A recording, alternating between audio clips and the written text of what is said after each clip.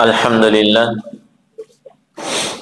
Alhamdulillahi wa kafa wa salatan wa salaman ala ibadihi alladhina astafa wa ala alihi wa ashabihi wa man iktafa salawatullahi wa salamuhu alaihi amma ba'd faqala syekh Abdurrahman ibn Nasir As-Sa'di rahimahullah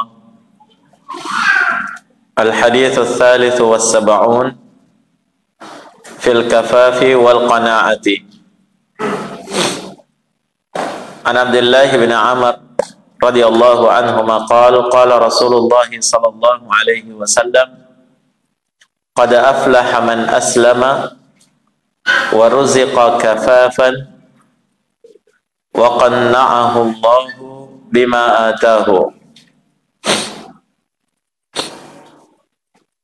Rawahu Muslim.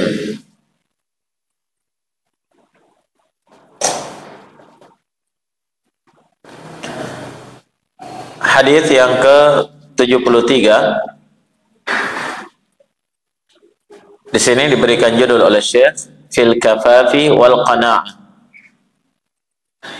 tentang al-kafaf dengan al-qana'ah.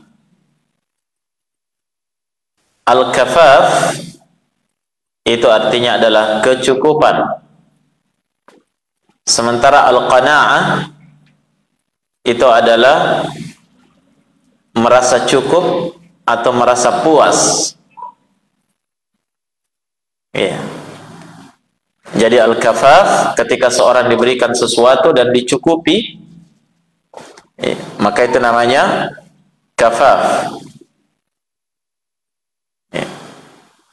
Makanya dalam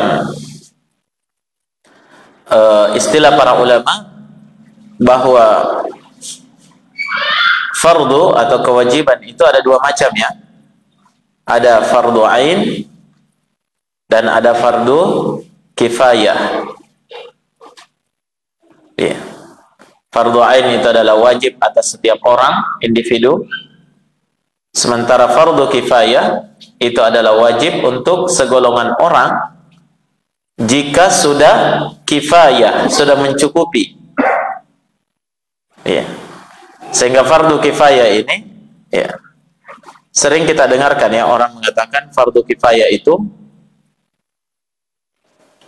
wajib atas segolongan orang atau suatu daerah jika sudah ada yang melaksanakannya gugur kewajiban yang lain, kan begitu ya.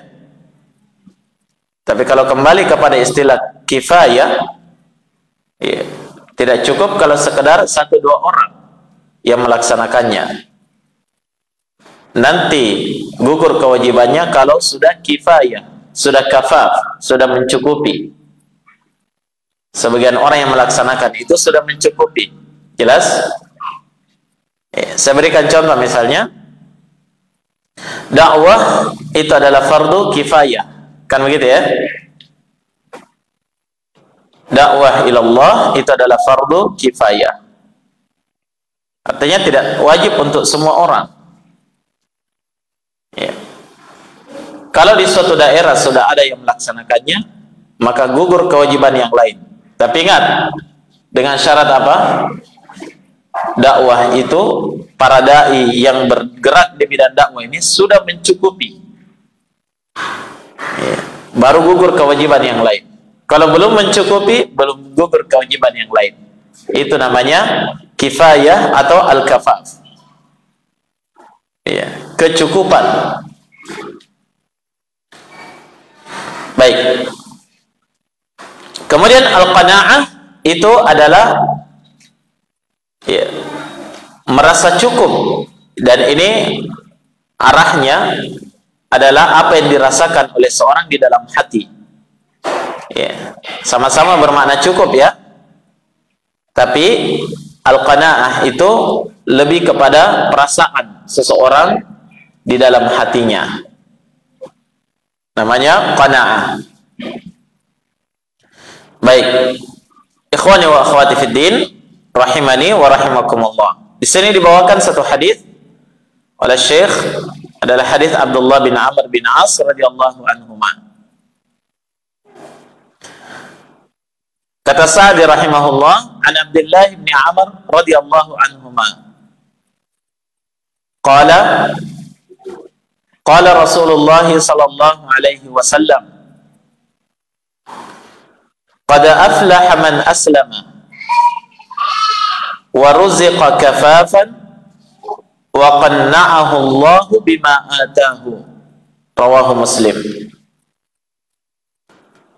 Dari Abdullah bin Amr, ya, Abdullah bin Amr bin As radhiyallahu anhuma, ya, didoakan radhiyallahu anhuma karena beliau dan ayahnya itu dua-duanya sahabat, ya.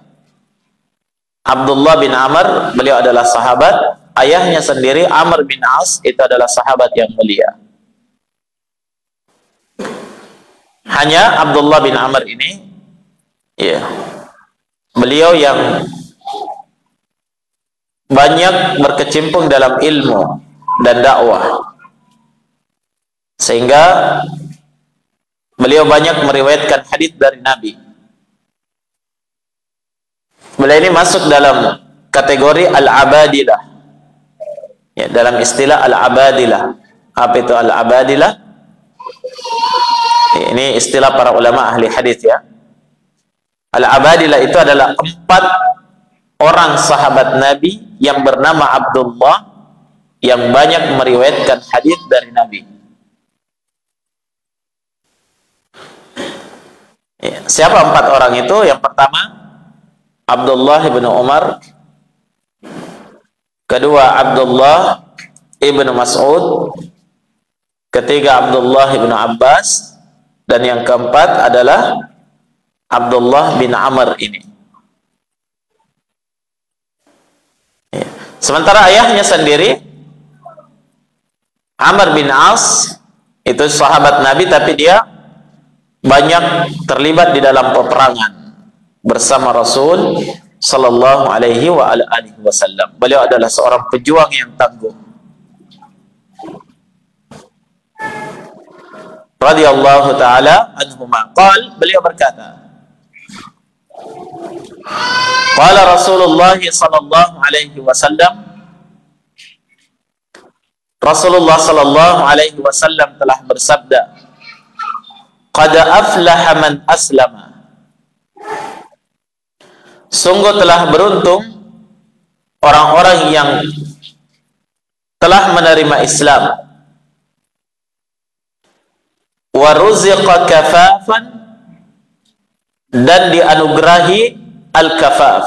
Apa tadi artinya al-kafaf? Kecukupan, ya, dicukupkan rezekinya oleh Allah. Wa qanna'ahu Allah bima atahu, dan Allah menjadikan dia qanaah terhadap apa yang Allah berikan kepadanya. Apa artinya qanaah? Merasa cukup. Ya, itu bedanya. Karena ada orang nanti, ya, ada orang yang diberikan kecukupan oleh Allah, tapi dia tidak merasa cukup. Ya. Dan ada orang yang secara zahirnya kita lihat, dia tidak diberikan kecukupan, tapi hatinya merasa cukup. Bisa difahami? Baik. Perhatikan di sini, ya, kata Syekh, rawahu Muslim, haditsnya riwayat Imam Muslim. Mari kita perhatikan, ikhwah. Kata Nabi sallallahu alaihi wasallam, qad aflaha, sungguh telah beruntung. Di sini Nabi menghukumi al-falah, keberuntungan terhadap orang yang memiliki 3 sifat ini. Yang pertama, man aslama, siapa saja yang menerima Islam, kemudian diberikan rezeki yang cukup oleh Allah, dan diberikan rasa cukup di dalam hatinya terhadap pemberian Allah itu. Ya. Siapa yang diberikan 3 sifat ini, maka dia dihukumi oleh Nabi aflaha, diberikan al-falah, keberuntungan. Dia orang yang sangat beruntung. Apa yang dimaksud dengan keberuntungan? Kalau kita orang Indonesia ditanya apa itu beruntung, pasti kita jawab apa? Apa itu beruntung? Ya untung, tidak rugi, gitu ya. Ya. Tapi kalau dalam bahasa Arab, ya, al-falah definisinya, keberuntungan itu adalah, kata para ulama, antaranya disebutkan oleh Syekh As-Sa'di rahimahullah dalam syarahnya, kata beliau, ismun jami'un li husuli kulli matlubin mahbub wassalamati min kulli makhufin marhub. Al-falah, keberuntungan itu adalah ismun jami', suatu penamaan yang mencakup, satu penamaan yang mencakup, ya, husuli kulli matlubin mahbub, mencakup, ya, segala sesuatu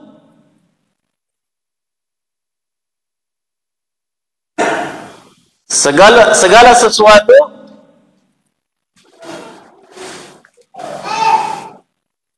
yang mendapatkan apa yang dicintai, apa yang diinginkan, apa yang dicari, apa yang diharapkan.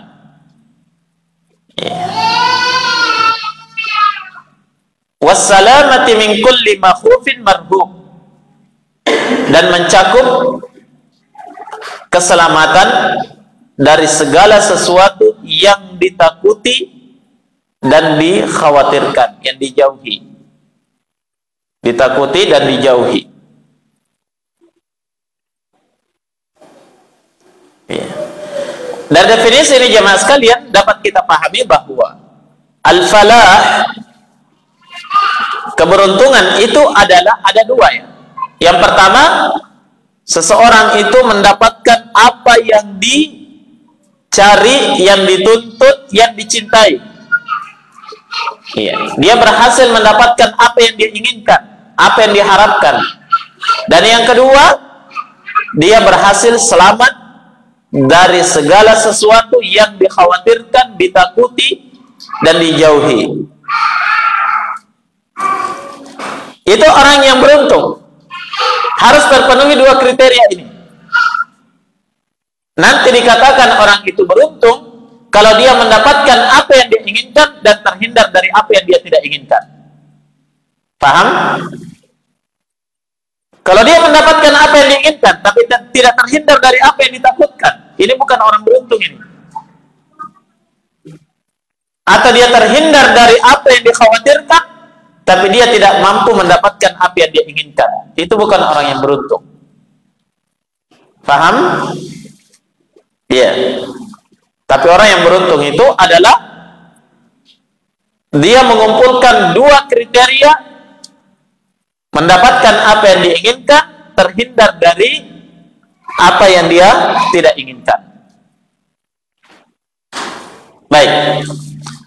Ya. Dan disebutkan oleh Syekh Shalih Al-Fauzan bahwa hakikat keberuntungan dan sebesar-besar keberuntungan itu adalah ketika seorang nanti di akhirat berhasil mendapatkan puncak kebaikan yang dia inginkan di dalam surga dan terhindar dari puncak kejelekan, bahaya yang paling dia takutkan, yaitu siksa neraka. Allah berfirman, "Faman zuhziha 'anil nar wa udkhilal jannah faqad faz." Dan siapa saja yang diselamatkan dari neraka dan dimasukkan ke dalam surga, itulah orang yang beruntung. Itulah orang yang paling beruntung, mendapatkan nikmat surga, terhindar dari bahaya neraka. Nah di dunia ini orang yang beruntung itu adalah orang yang akan mendapatkan setiap kebaikan. Nah, mendapatkan kebaikan-kebaikan dari Allah dan dia terhindar dari bahaya yang dia khawatirkan, yang dia takutkan. Baik. Ya. Dan yang paling beruntung itu tadi ya, yang berhasil menjadi penduduk surga, terhindar dari bahaya neraka. Dan ternyata jamaah sekalian, di antara sifat orang-orang yang beruntung itu adalah apa yang disebutkan di sini. 3 sifat orang-orang yang beruntung. Ingat ya, ini bukan pembatasan.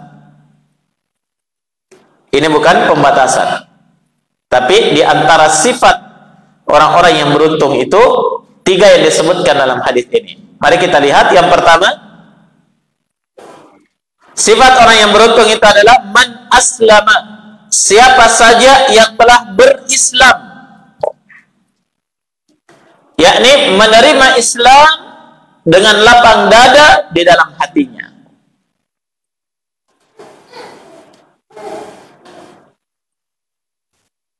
Dia telah berislam. Itulah hakikat keberuntungan. Kenapa jamaah? Karena Islam ini yang akan membawa kepada keselamatan dunia, alam barzakh, dan di akhirat. Ya.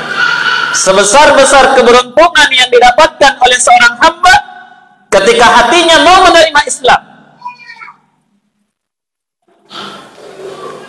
Ya.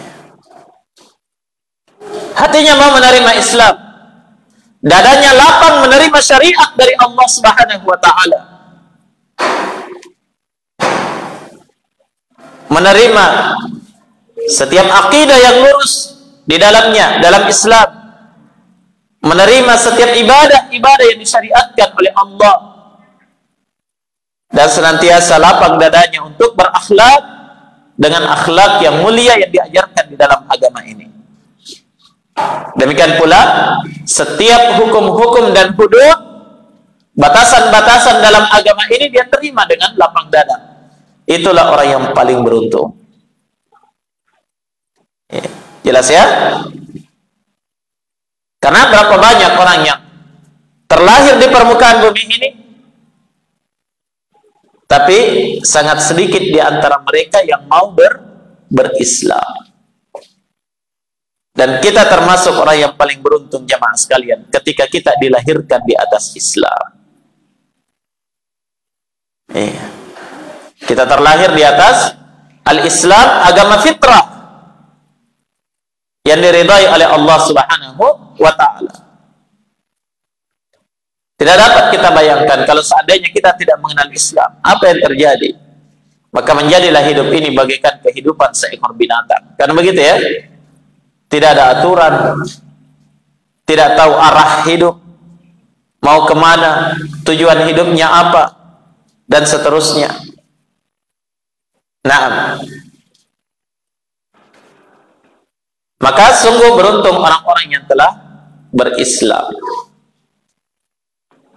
mau menerima Islam dengan sebaik-baiknya, mau menjalankan syariat Islam dengan sebenar-benarnya. Nah,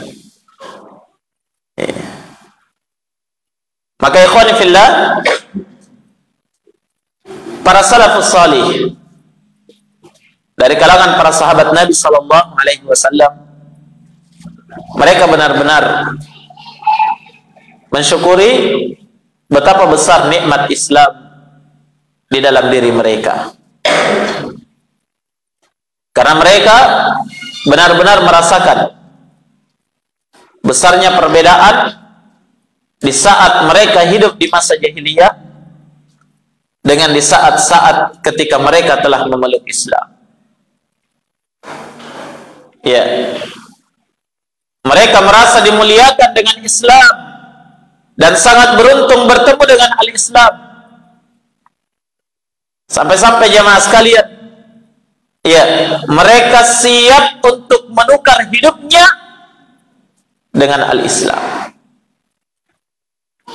Selama Islam itu masih bisa dia pertahankan di dalam dirinya, maka dia rela mengorbankan apa saja demi al-Islam. Ya, dan betapa besar kecintaan mereka kepada Nabi yang telah mengenalkan Islam kepada mereka.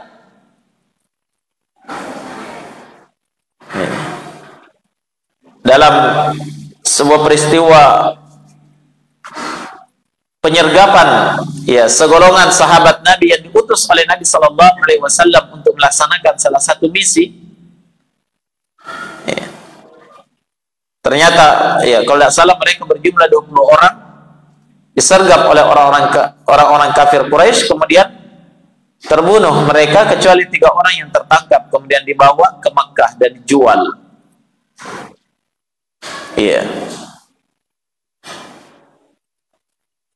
Salah seorang di antara mereka ya diminta untuk mencerca Nabi Muhammad, tidak mau.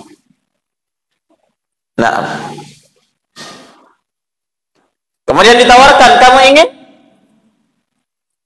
Kami berikan kepadamu kebebasan, ya, kebebasan. Tapi kamu harus melawan Muhammad, mencelanya, mencercanya. Apa katanya? Demi Allah. Iya. Demi Allah. Saya. Nah, apa? Seandainya saya bergelimang dengan harta yang banyak,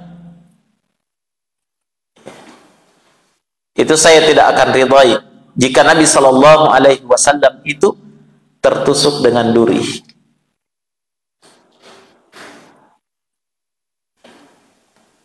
Ya.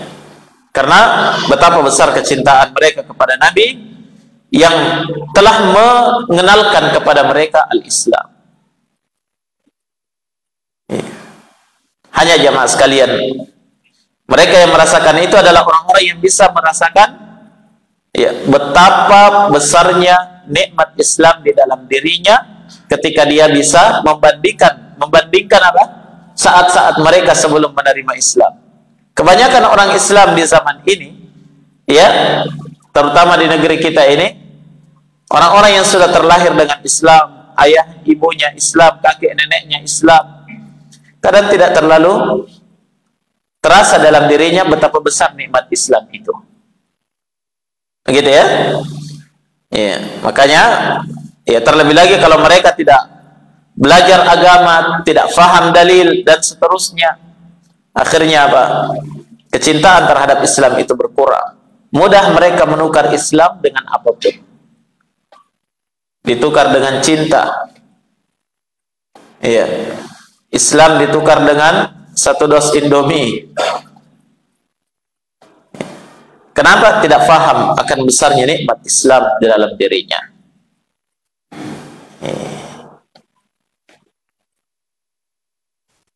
Maka dari itu jamaah sekalian, akan terasa betapa besarnya nikmat Islam yang Allah tunjukkan kepada kita di dunia ini ketika seorang itu sudah melihat surga atau sudah merasakan nikmat surga dan melihat betapa dahsyatnya siksa neraka.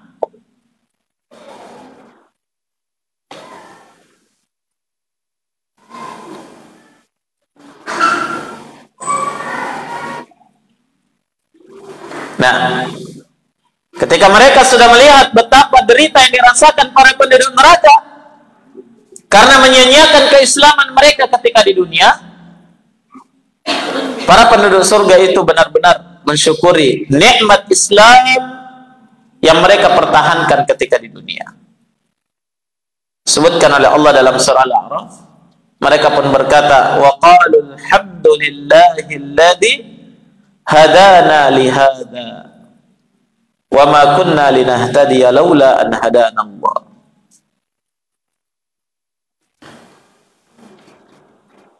Mereka di dalam surga berkata, segala puji bagi Allah yang telah menunjukkan kami kepada agama ini, kepada Islam,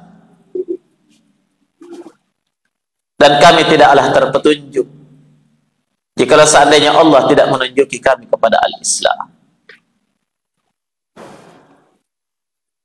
Maka ikhwani fillah, siapa yang ditunjukkan kepada Islam berarti Allah menunjukkan dia kepada kebaikan dan Allah menginginkan kebaikan terhadap dirinya. Dengan Islam dia mulia. Ya, di atas Islam mereka berjuang. mereka beramal, mereka berdakwah sampai akhir hayat. Itulah orang-orang yang paling beruntung dalam kehidupannya. Jelas ya? Itulah orang-orang yang paling beruntung dalam kehidupannya ketika dia menghabiskan umurnya dalam kehidupan dunia di atas Islam. Apakah dalam menuntut agama Islam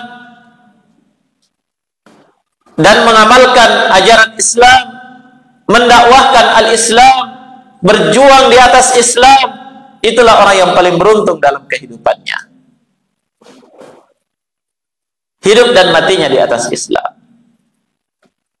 Nah, maka kita berharap semoga kita termasuk di antara mereka yang merasakan al-falah, keberuntungan ini, yaitu ketika dia ditunjukkan kepada Islam.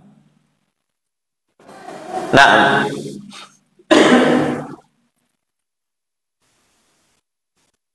Allah Subhanahu wa taala berfirman di dalam Al-Qur'an, "Afaman syaraha Allahu sadrahu lil Islam, fahuwa ala nurin min rabbih." Bukankah, kata Allah, bukankah orang-orang yang dilapangkan dadanya oleh Allah di atas Islam, mereka itulah orang-orang yang berada di atas cahaya dari Tuhannya. Nikmat besar. Jadi hakikatnya ketika seorang itu dilapangkan dadanya menerima Islam, Allah berikan cahaya di dalam hatinya. Cahaya hidayah, yang dengan cahaya ini dia bisa melihat, dia bisa membedakan antara yang hak dengan yang batil, yang baik dengan yang buruk, perintah dengan larangan, dan seterusnya. Fahuwa ala nurin min rabbih. Maka hakikatnya dia adalah orang yang berada di atas cahaya dari Tuhannya, dari Rabbnya.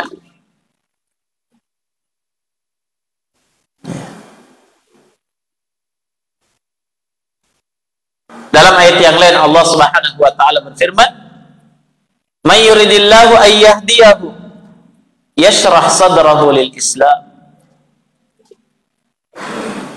Siapa saja yang Allah inginkan, dia diberikan petunjuk oleh Allah. Siapa saja yang Allah inginkan, dia ditunjuki oleh Allah kepada kebaikan, kepada kebenaran, kepada kebahagiaan dunia dan akhirat. Yashrah sadrahu lil Islam. Allah lapangkan dadanya untuk Islam.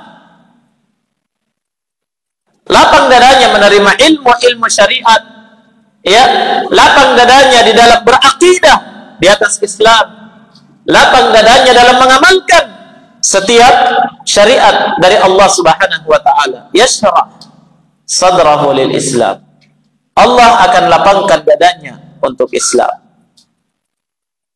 Tapi sebaliknya, wa may yurid ayyudillahu, dan siapa yang Allah inginkan dia sesat, yaj'al sadrahu dayyiqan haraja, Allah akan jadikan hatinya itu, dadanya itu sempit, sulit untuk menerima syariat ini. Lantaran sulitnya sampai-sampai kata Allah, ketika mau menerima syariat ini, apa yang mereka rasakan dalam dadanya itu? Ka'annama yas'al fis sama, seolah-olah dia itu mau mendaki naik ke atas langit. Perasaannya susah betul. Wal'iyadu billah. Dari sini ikhwah, sadari dan fahami bahwa Islam, ya, memberikan kemuliaan kepada kita. Islam memberikan kemuliaan kepada kita. Nah, kata Umar bin Al-Khattab radhiyallahu taala anhu, "Nahnu qaumun a'azzana Allahu bil Islam. Famahma ibtaghayna al-'izzata bighairi adallana Allah." Kata Umar, kita ini adalah satu kaum, a'azzana Allahu bil Islam. Allah telah muliakan kita dengan Islam. Lihat pemahaman para sahabat. merasa mulia dengan Islam, merasa berharga dengan Islam, merasa bahagia dengan keislamannya.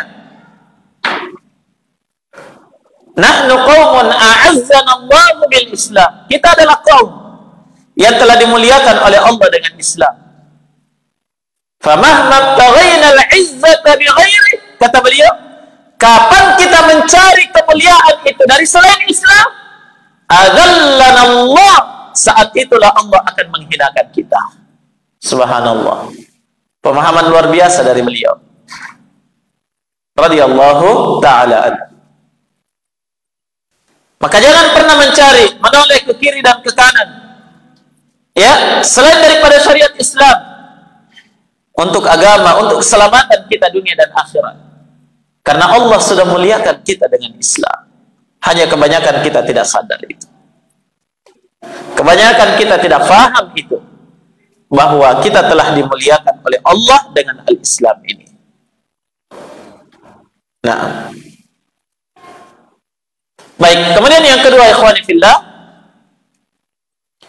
sifat orang-orang yang beruntung itu adalah waruziqa kafafan, dan dia telah dianugerahi, direzkikan al-kafaf, kecukupan. Ya. Cukup dalam kehidupannya, cukup dalam harta bendanya, cukup di dalam keluarganya. Ya. Allah berikan kecukupan, rezekinya melimpah, mendapatkan rezeki tidak susah. Walaupun kebanyakan orang mengatakan dapat duit itu tidak segampang membolak-balikkan telapak tangan. Yeah.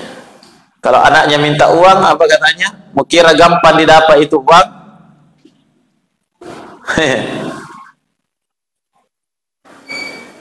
Banyak orang yang merasa seperti itu. Padahal Allah memudahkan rezekinya, ya tidak? Yeah. Kalau berusaha untuk mendapatkan rezeki, itu jalan untuk mendapatkan rezeki itu harus. Tapi kalau itu memang sudah rezeki kita, akan dimudahkan oleh Allah, tidak ada yang sulit. Kan begitu ya? Antum kerja di kantor, antum berdagang, antum bertani, antum beternak, antum ya bekerja ini dan itu hanya wasilah, jalan untuk mendapatkan rezeki. Tapi rezeki itu Allah mudahkan jalannya bagi siapa yang berhak mendapatkan rezeki itu. Itu namanya al-kafaf. Allah cukupkan dia. Nah, tidak ada satupun yang kurang.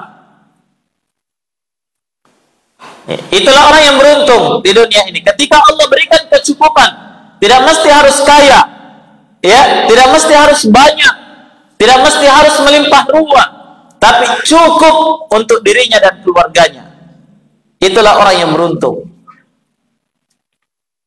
Terlebih lagi kalau sudah ada yang bisa ditabung, kan begitu ya?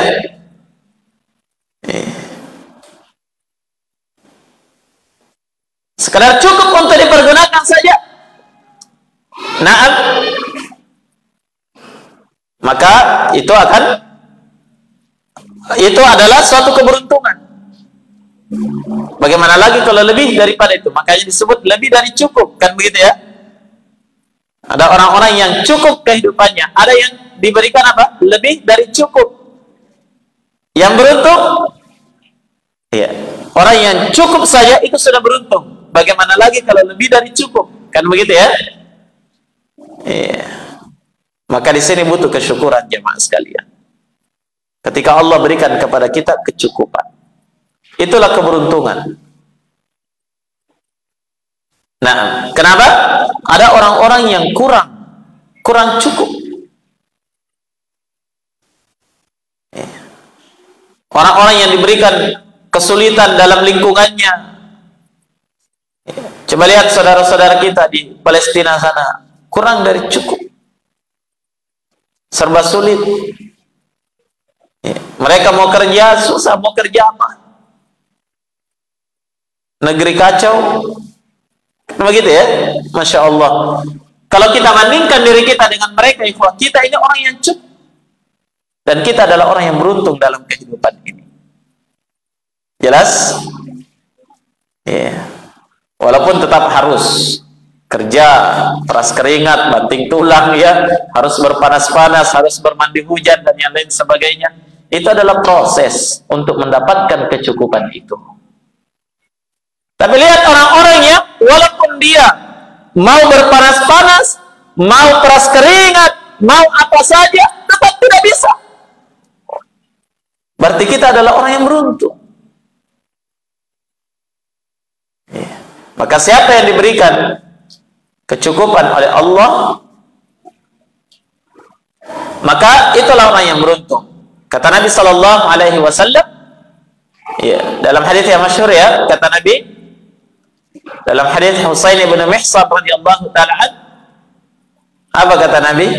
Man asbaha minkum aminan fi sirbi, mu'afan fi jasadihi, indahu qutu yaumi, faka'annama hizat lahu dunya wa hadafiriha. Siapa di antara kalian di waktu pagi, ya, di pagi itu, di hari itu, aminan fi sirbi, dia merasakan keamanan di lingkungannya, mu'afan fi jasadi, jasadnya sehat, indahu qutu yaumi, dia punya makanan, ya, yang bisa dikonsumsi untuk hari itu. Ingat, ya, untuk hari itu, besok belum tentu. Tapi hari itu dicukupi. Hari itu ada. Lihat pensifatan dari Nabi. Apa kata Nabi? Faka'annama hizat lahu dunya wa hadafiriha. Orang yang seperti ini seolah-olah dia telah diberikan kepadanya dunia beserta seluruh kesenangannya. Itulah orang yang berbahagia. Padahal yang digambarkan oleh Nabi apa? Dia punya kecukupan makanan di hari itu, dirinya dan keluarganya di hari itu. Besok belum tentu. Sudah cukup. Bagaimana lagi kalau ada, ya, persiapan hari itu dan beberapa bulan ke depan? Cukup. Ya. Bagaimana lagi kalau, ya, sudah ada gaji yang sudah pasti ada setiap bulan, yang penting masuk kantor? Cukup. Cuma sebagian orang merasa tidak cukup, ya, padahal cukup. Makanya, ya, sebelum gajian, ya, sudah banyak tagihan. Akhirnya merasa tidak cukup. Jelas, ikhwan? Baik, maka siapa yang diberikan kecukupan oleh Allah ini, dicukupkan rezekinya oleh Allah Subhanahu wa taala, itu orang yang beruntung. Kemudian yang terakhir kata Nabi, wa qanna'ahu Allahu bima atahu. Dan Allah berikan sifat qanaah, merasa cukup di dalam hati terhadap apa yang Allah berikan kepadanya. Ini yang jarang orang memiliki. Paham? Padahal ini kunci kebahagiaan. Qanaah, merasa cukup apa yang diberikan oleh Allah terhadap dirinya. Baik. Maka al-qanaah ini adalah sesuatu yang semakin langka dari waktu ke waktu. Kecuali orang-orang yang diberikan oleh Allah perasaan qanaah di dalam hatinya, selalu merasa cukup dengan pemberian Allah. Karena ingat jamaah, walaupun rezekinya dicukupi oleh Allah, kalau hatinya tidak merasa cukup, itu susah. Tidak akan merasakan ketenangan dan kebahagiaan. Paham? Resah dan gundah gulana di dalam hati. Tapi kapan Allah berikan sifat qanaah dalam hati, cukup dengan pemberian Allah, puas dengan apa yang Allah berikan kepadanya, maka itulah orang-orang yang akan merasakan indahnya hidup. Paham, ya? orang-orang yang akan merasakan indahnya kehidupan ini. Ya. Dia melihat semua apa yang Allah berikan kepadanya. Ya. Sehingga dia merasa cukup dengannya. Alhamdulillah Allah berikan ini. Alhamdulillah ada sepeda yang bisa dipakai. Cukup. Merasa cukup dengan itu dalam hatinya. Tapi kalau tidak merasa cukup, pasti dilihat Fortuner.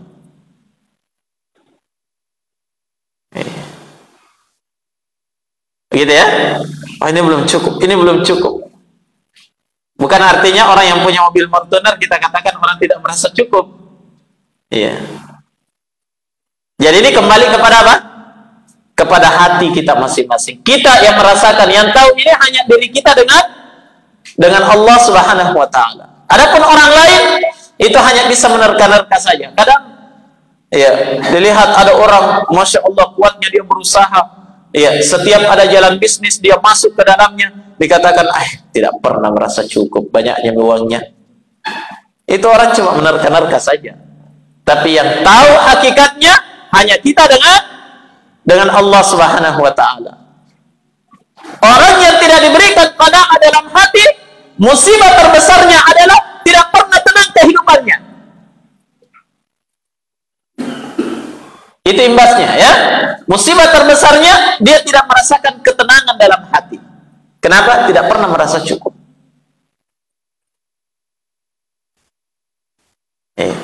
Jadi tidak mesti dikatakan orang yang kurang harta itu yang merasa kurang cukup. Berapa banyak orang-orang yang apa? Yang diberikan kecukupan berlebih, bahkan berlimpah oleh Allah, tapi hatinya yang merasa tidak cukup.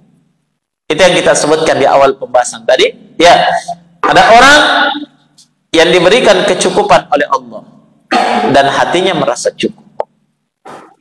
Inilah orang yang beruntung. Ya. Yang kurang beruntung bagaimana? Orang-orang yang tidak diberikan kecukupan oleh Allah, tapi hatinya merasa cukup. Nah, ini kurang keberuntungannya. Karena apa? Kurang cukup rezekinya. Tapi alhamdulillah hatinya merasa cukup. Orang-orang yang celaka, ya, yang paling tidak beruntung itu adalah orang yang apa? Satu, diberikan kecukupan oleh Allah, tapi hatinya merasa tidak cukup.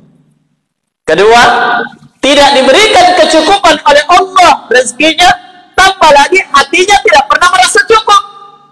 Paling celaka ini, celaka kuadrat.